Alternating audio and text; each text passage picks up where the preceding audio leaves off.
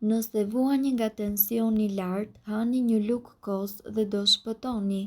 Kosi ndikon pozitivisht në uljen e tensionit të lartë.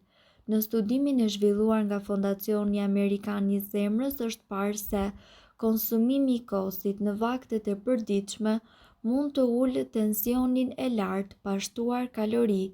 Fillimisht, në studim morën pjesë më shumë se 2000 persona të cilët nuk kishin tension të lartë dhe gjatë studimit u vëre se për 15 vite që janë vlerësuar zakonet e konsumit të kosit të pjesëmarrësve, u zbulua se personat të cilët konsumonin kos rregullisht rrezikoheshin më pak nga tensioni i lartë dhe paraqisnin vlera normale të tensionit të lartë.